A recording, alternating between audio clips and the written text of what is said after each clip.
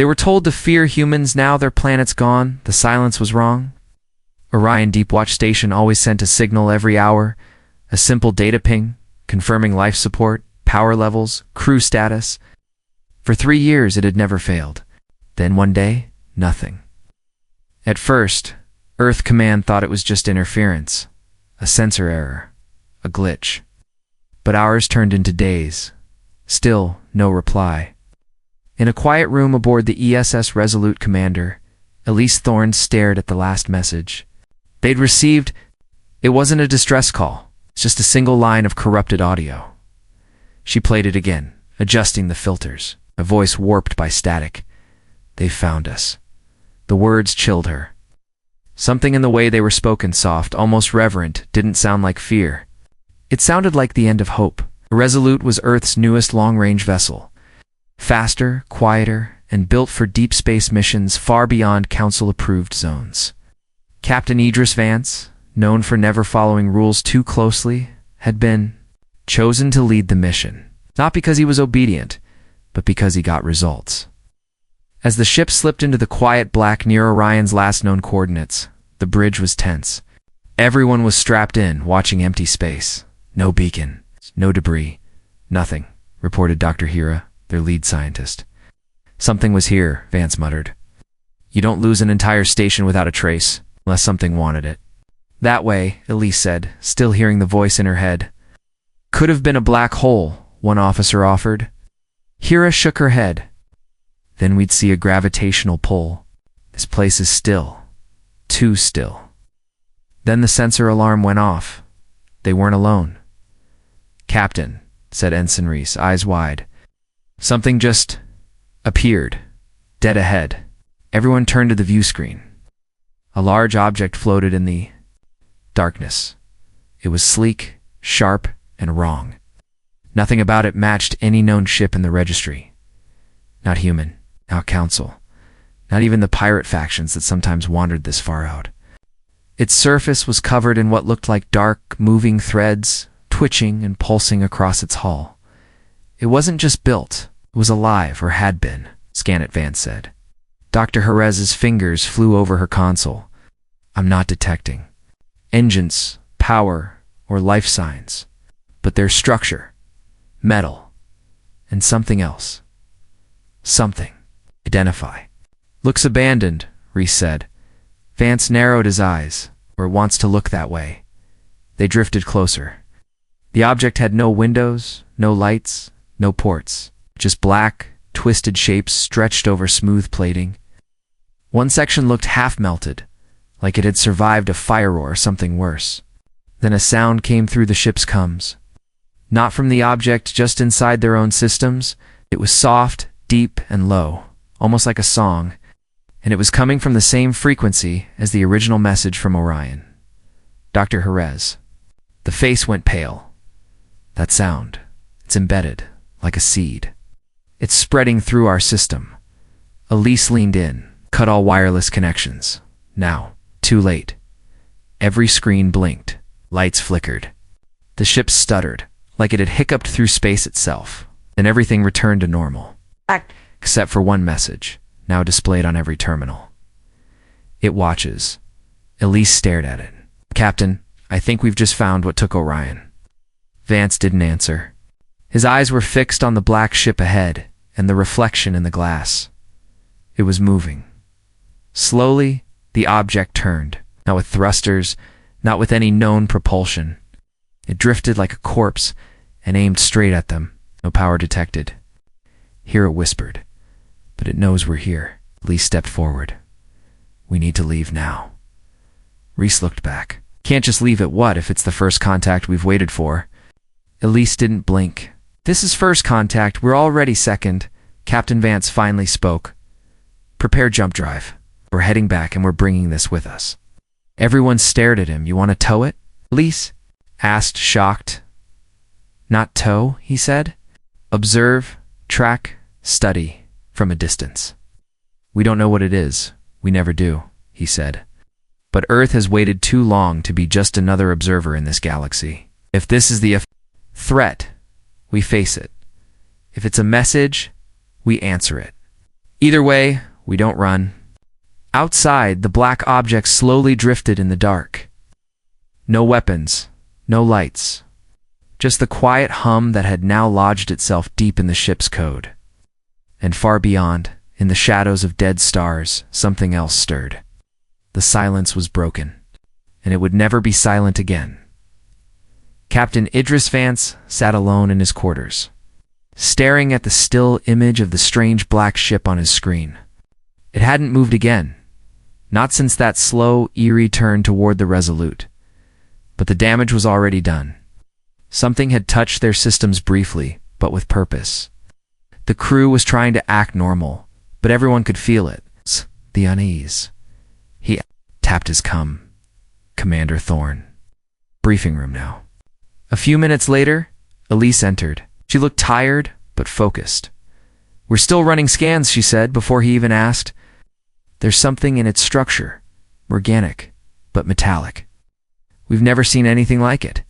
Not on Earth, not in the Council database either." Vance stood. "I know what you're going to say." She shook her head. "No, I don't think you do, Captain. The data it pushed into our systems, it wasn't just noise. It was code, intelligent, adaptive. It rewrote 3 of our firewalls before we cut it off." He froze. "You mean it was testing us?" "Yes," Elise said softly. "And it got in deep. This wasn't an accident. That thing knew exactly what it was doing." Vance didn't speak right away. He just stared at the image again. The ship wasn't shaped for combat. It had no visible weapons, no engines. But it had presence. Like, it didn't need tools to be dangerous. "We still don't know what it wants," he said finally. Elise replied, "That's the problem. I don't think it wants anything. I think it's watching, listening, learning." Down in engineering, alarms had already gone off twice. Each time, strange spikes in energy came from nowhere. Systems would flicker, then settle. Swore he saw something move in the dark corner of the engine room, something that wasn't there when he turned around. The crew wasn't panicking yet, but they were close. And Vance could feel it. Not just tension, dread. "We can't bring that thing back to Earth," Elise said, breaking the silence. "It's already with us," Vance answered. "Even if we leave it behind now, it left something in our systems. Maybe even in our heads." She didn't deny it. "Then we have to warn the Council, whether they believe us or not." Vance gave a humorless laugh. "The Council doesn't believe much when it comes from humans. They still see us as the loud kids in the room." Elise looked away. "They won't believe it until it shows up." On one of their own worlds, back on the bridge, Dr. Hira was reviewing new scans. She stopped suddenly, eyes narrowing. "Captain, you should see this," she said, overcome. Vance and Elise rushed up. Hira brought up a side-by-side visual, one of the black ship, and another of a forgotten sector near the Galactic Edge Orion Station's last scan before silence. "It's not just one ship. It's a pattern. The black ships weren't attacking. They were spreading out, appearing near old outposts, failed colonies, abandoned relay beacons. Places no one visited anymore. They're mapping us," Elise whispered. "No," Vance corrected, voice low. "They already did. Now they're building something." Elise turned to him like, "What?" He didn't answer. Later that night, Elise stood in the observation deck alone, watching the stars. She couldn't sleep, couldn't eat. Something about that voice still haunted her. "They've found us." Who was speaking? A human? Someone else? What had they seen? Behind her, the door slid open. Reese stepped in, carrying 2 mugs of warm synth tea. "Figured you could use one." She smiled weakly and took it. "Thanks." 8. Stood in silence for a while, sipping, staring at the endless black. "Do you think we'll make it back?" Reese asked. Elise didn't answer right away. Then finally, "I don't know. But if we don't, the message still will." He nodded. Suddenly, the comms lit up. "Captain, to bridge. We have movement." The object just vanished off sensors. Elise and Reese rushed back. The black ship was gone, not destroyed, not warped, just ... vanished. Vance asked. Hira shook her head. Nothing. It didn't use a drive. It just blinked out. Reese whispered. It could be anywhere now, Elise said, reading the screen. Her voice was shaking. It's not anywhere. It's already somewhere else. The data showed a faint burst of energy from the edge of Council space. A signal, just like Orion's. Another station had gone dark. The second one, and no one was ready. Asterisk. The Council didn't listen. They held a short session after receiving the second blackout report. Another deep space outpost had gone silent, just like Orion. No distress call, no logs, just ... gone. But the Council blamed Solar-Storm's pirate, sabotage, or even equipment failure. Anything but what the humans warned them about. Commander Elise Thorne sat in a massive chamber of glowing walls and polished glass, surrounded by voices that didn't want to hear her. She stood at the center. Platform trying again. We've seen it, she said clearly. It's not natural. It's not a ship. It's something else. It sent a message. It embedded code. Several counselors shook their heads. One leaned forward, his face calm but dismissive. Commander, you speak with emotion, not evidence. Earth's history with... Fear makes you jump to conclusions. We didn't jump. Elise shot back. Found a silent station, an alien object we don't understand, and now a second colony is gone. What more do you need? Another voice chimed in. Grand Counselor Rethan, tall and elegant, spoke with a slow, thoughtful tone. Your captain chose to tow back a foreign structure without approval. That alone is a breach of contact law. Lee stepped forward. He did it because the threat is real. And yet, Rethan said smoothly, only your species seems to see it. The room murmured in agreement. Elise felt heat rising in her chest.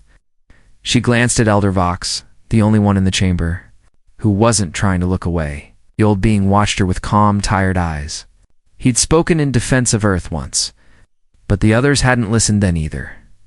Back on the Resolute, Captain Idris Vance wasn't waiting around for approval. He stood on the bridge, staring at the now empty patch of space where the black ship had once drifted. He couldn't shake the feeling it was still watching. Somewhere out there.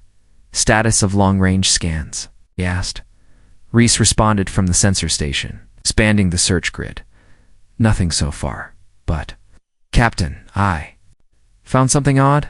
He brought up a display. In the corner of their recent flight path, there was a faint anomaly.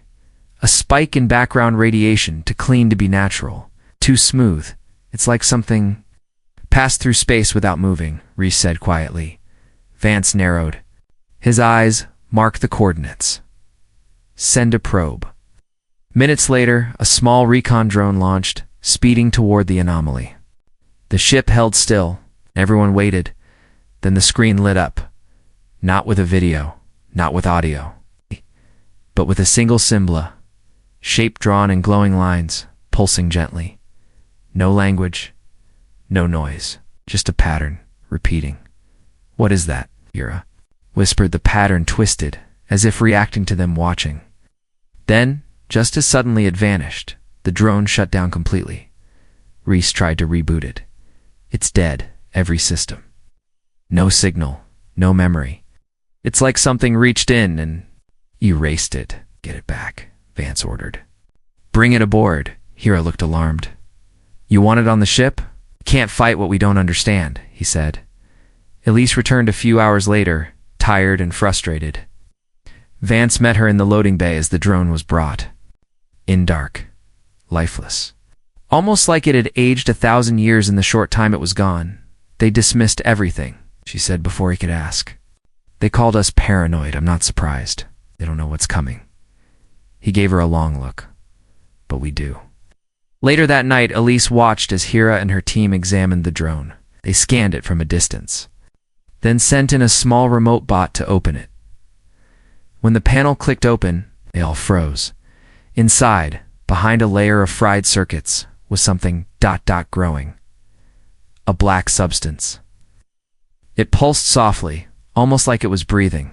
Smooth, thread-like veins crawled across the inside of the panel, as if looking for something to touch. It's alive, Hera said. But not biological. Not machine either. Then the power in the room flickered. Every monitor in the lab blinked. White, then black. Then words appeared, one by one. You look? We look back. Lisa's skin went cold. The black veins in the drone twitched, stretching out toward the bot's lens. Seal the lab, Vance ordered over comms. Shut everything down. But it was already too late. One of the terminals sparked. A scream came through the ship's internal audio. No source, no language, just ... Screaming. And then silence. Not a peaceful silence. A silence that pressed down like a weight. Elise whispered, "They're not coming. They're already here." Asterisk, the Resolute drifted through space, quiet and tense. After the lab incident, the crew barely spoke above a whisper.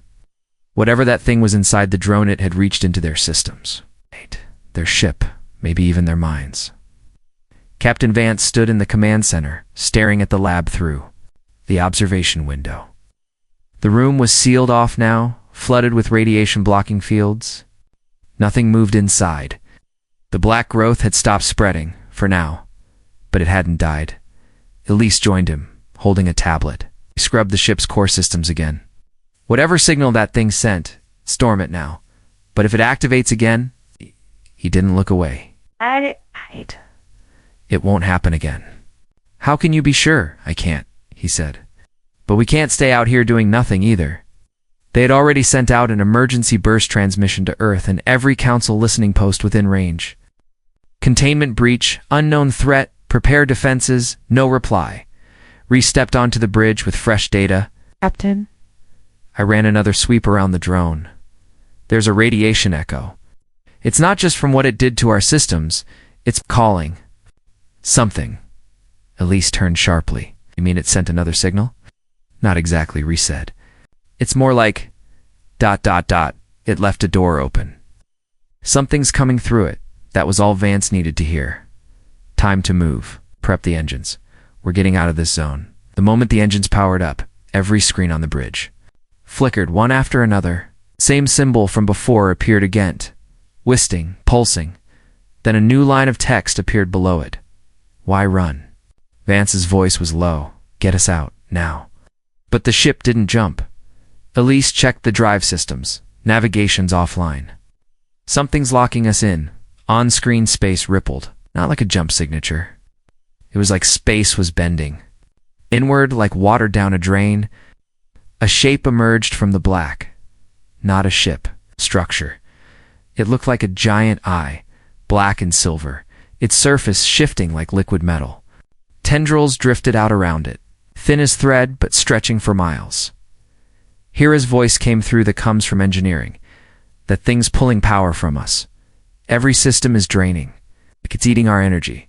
Reese stared at the screen. Is it alive? Vance answered softly. No, it's something worse. Alarms blared as the ship's lights dimmed. Shields were failing. Air circulation slowing. Gravity systems weakening. Elise gripped the console. We need to disconnect. Shut down all wireless links. Go dark. They killed everything. Lights, engines, scanners. Only emergency backup remained. The ship floated dead in space. Outside, the strange eye thing pulsed once, then stopped. The tendrils twitched, and then it drifted away, slowly, almost lazily. Like it had lost interest, they waited in silence, counting every second. No one moved. No one breathed too loudly. 10 minutes later, it was gone. Hera came onto the bridge, her face pale and streaked with sweat. I've never seen tech like this. It's like it didn't just feed on energy. It was studying us while it drained us, watching our systems work, copying them. Elise looked at Vance. We need to get this back to Earth. Let them see it. Let them understand. Vance nodded. We jump now, before anything else finds us. With manual override, Reese brought the jump drive online. The ship's systems flickered and fought against old damage, but the engine kicked in. The stars stretched. The Resolute vanished into faster-than-light speed. Back on the Council's core world, Elder Vox stood before a quiet group of other elders. He had just finished reading the report. The emergency message from Resolute had arrived, but encrypted, damaged, and delayed. Only a fraction had survived, but it was enough. The symbol, the message, the signal. They're calling it a myth, Vox said. Calling it human exaggeration, but I've seen this before. The room was silent. This is no myth, he continued. It's real, and it's coming. One elder spoke softly. What do? We listen to the humans, Vox said simply. Because we've run out of time to ignore them. Far across space, the Resolute dropped out of jump near the Mars defense dock. Home. The crew looked out at the red planet and the long row of Earth warships now forming a defense line. Captain Vance let out a breath. Warn them. All of them. This is just the beginning. And deep in the stars, behind dying suns, the eye watched again, silent and patient. The Mars defense dock came alive the moment the Resolute returned. Ships shifted positions. Drones buzzed through space, scanning the damaged vessel. Shuttles launched from the station, heading toward them with medics, engineers, and security. Captain Vance stood at the front of the bridge, arms crossed. Feels like they believe us now. Elise gave a tired smile. We got the warning, and we didn't come back empty-handed. Inside the sealed cargo bay, the drone they had recovered was locked inside a magnetic cage, surrounded by scanners and thick radiation shields. The black growth inside had stopped moving, but no one dared touch it again. Earth Command sent a direct order within the hour. Quarantine the ship, isolate the crew, and send full reports. But that wasn't enough for Vance. We need to show them everything, he told Elise. Not just logs, not just readings. They need to see what we saw. So they did. A live session was set up with the Council's Emergency Science Board. Elders, scientists, and military leaders from over 100 species watched as footage played across massive screens. They saw the black ship near Orion, the twisted drone, strange symbols, and finally the eye-shaped structure in space that drained power and vanished without warning. The room stayed silent after the video ended. Then came the questions.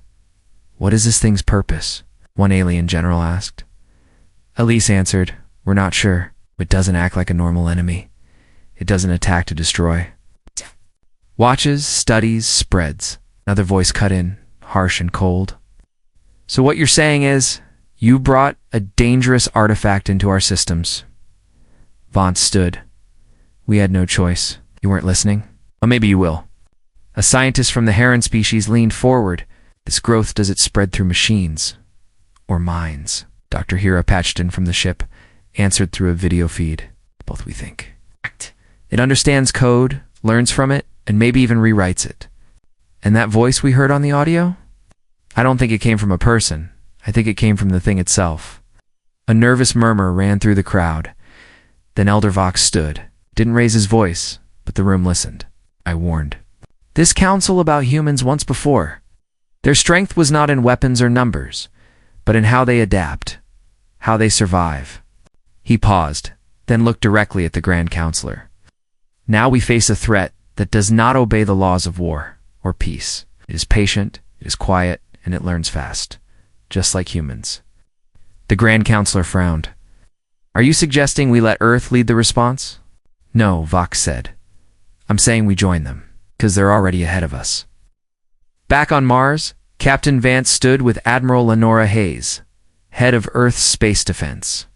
She was older, sharp-eyed, and carried herself like someone who had seen a dozen wars and didn't flinch at any of them. Do you believe this thing is a scout? She asked. More than that, Vance said. It's part of something larger, and it's not done. Hayes nodded. Then we prepare for the next step. Lee stood nearby, watching the large holodisplay in the command center. Earth had started building something new, massive. Sensor nets stretching through space, designed to detect more of the strange signals before they got close. She turned to Vance. We don't just need weapons. We need information. We need to know what this thing is, where it came from, and what it wants, Vance agreed. We don't win this by firing first. We win it by understanding. Far out beyond the solar system, deep in uncharted space, another signal pulsed in the dark. Not from a ship, not from a planet, but from something even larger. A structure the size of a moon, covered in black threads, stirred to life. Around it, tiny lights blinked on thousands of them. It's not stars. Eyes. And every one of them turned toward Earth. The watching had ended. The feeding was about to begin. The sky over Earth stayed clear. But the threat in space was growing. For weeks, Earth and its allies worked day and night. Defense grids were activated. Patrol ships were sent to every edge of known space. The Council, once slow and proud, finally moved fast.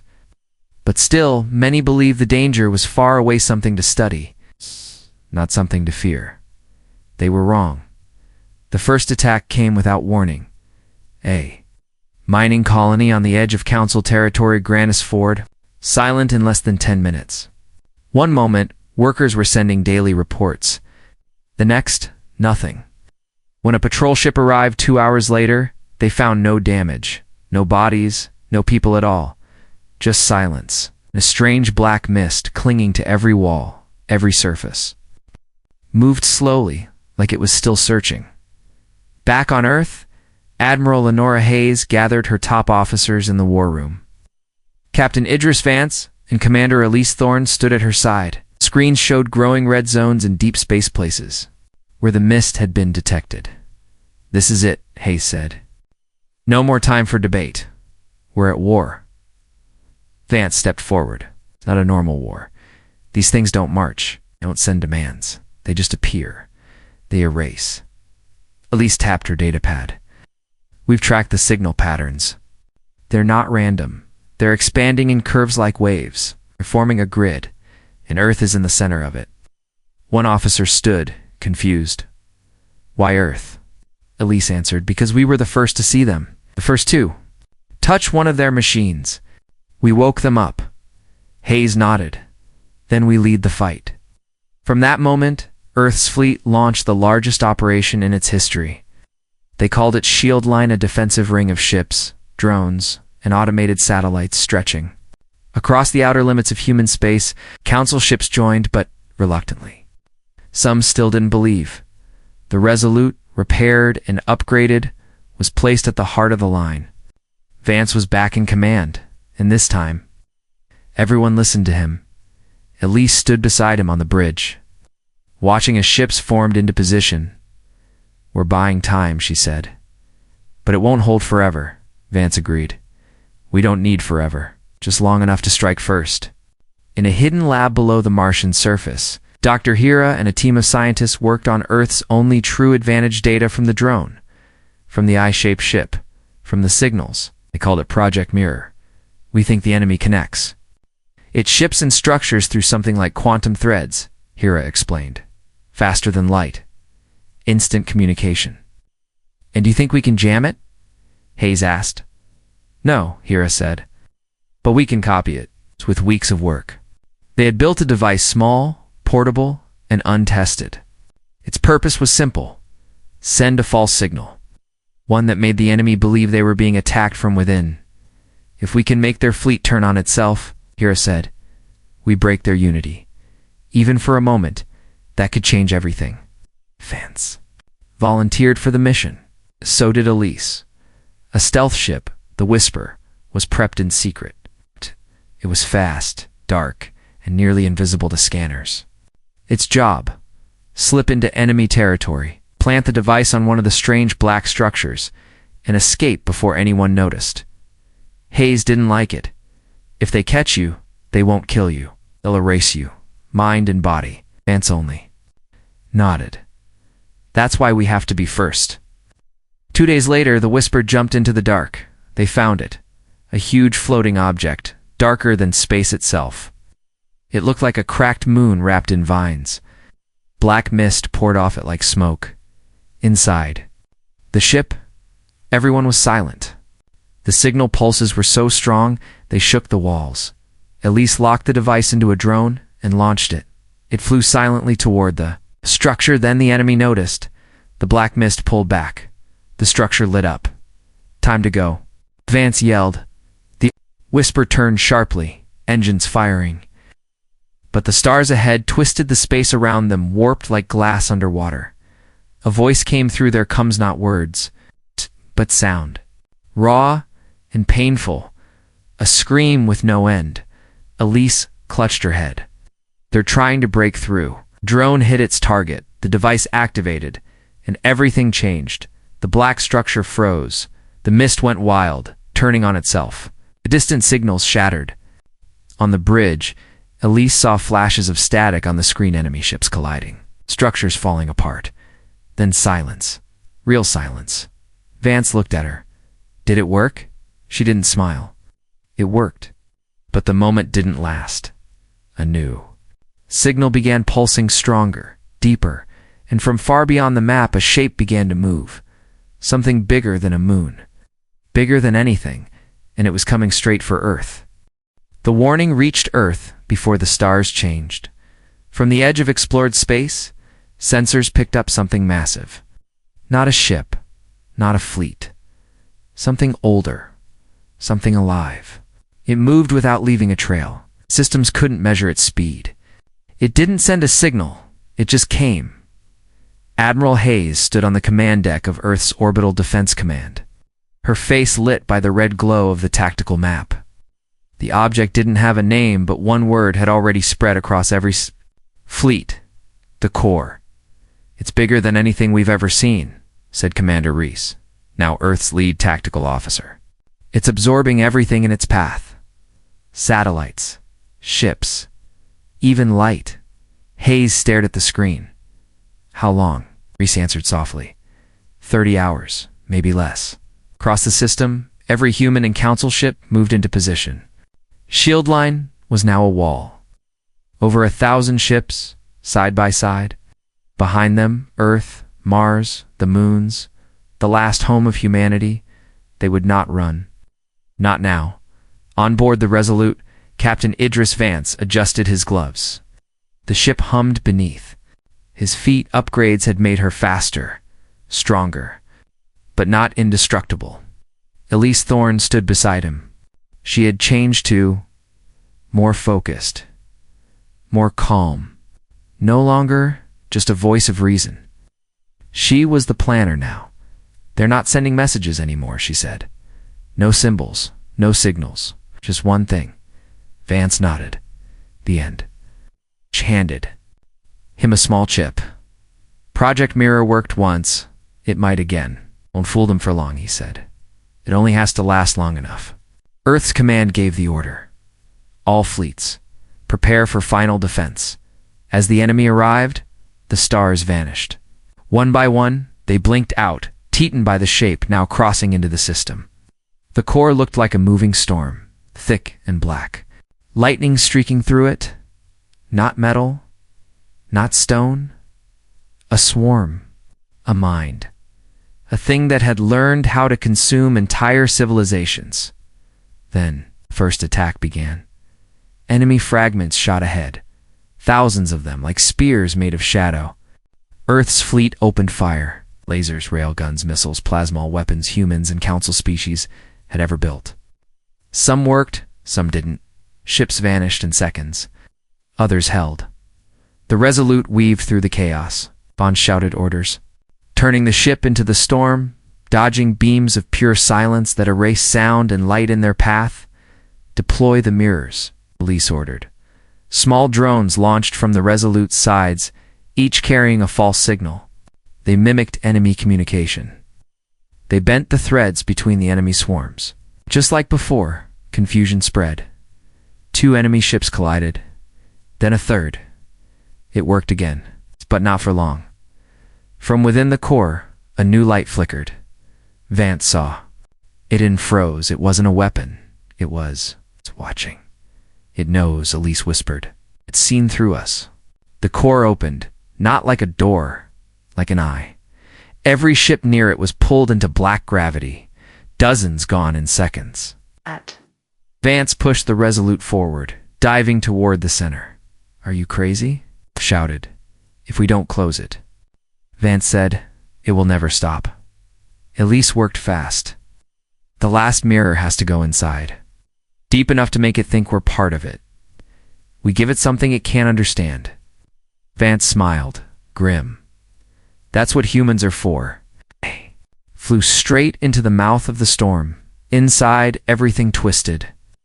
Time, space, direction, nothing made sense. The Resolute shook as if it would fly apart. Elise slid the mirror device into the main console. Now, she activated it. The signal burst into the core's network. Pure chaos. Human thoughts, dreams, lies, memories, music, stories, war, hope, everything. It hit the core like fire. The black storm screamed. Outside, every remaining ship sought the enemy folding in on itself, breaking apart, not destroyed, not killed, but broken, confused, like a puzzle missing pieces. And then it vanished. Gone. All of it. Silence fell. Earth's skies were clear again. The Resolute limped back to the fleet, battered but alive. Days passed. The council met again, this time with Earth at the head of the table. No more seats in the corner. No more whispered warnings ignored. Elder Vox spoke softly. We faced something we could not understand, and we survived because humans gave it something worse, something even it could not solve. Elise smiled faintly. Chaos, Captain. Vance looked at the stars. They were bright again, but he knew. Someday, something else would come, and when it did, humanity would be ready. Not perfect. Not powerful, just willing to fight, to adapt, to survive. Because in the end, that's what humans do best.